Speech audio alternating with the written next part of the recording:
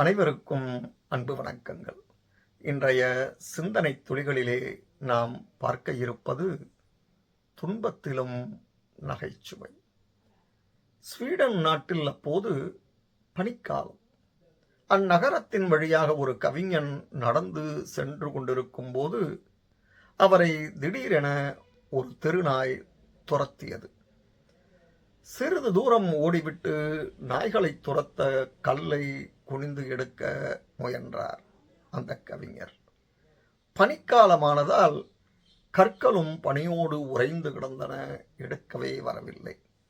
என்னடா இது, விசித்திரமாக இருக்கிறதே, இந்த நகரத்தில் நாயை அவிழ்த்து விட்டுவிட்டு கல்களை எல்லாம் கட்டி போட்டு வைத்திருக்கிறார்களே என துன்ப நேரத்திலும் துவளாமல் நகைச்சுவையோடு பேசினார் அந்த கவிஞர். இந்த பதிவு பயனுடையதாக இருப்பின் ஷேர் செய்யுங்கள். நன்றி, வணக்கம்.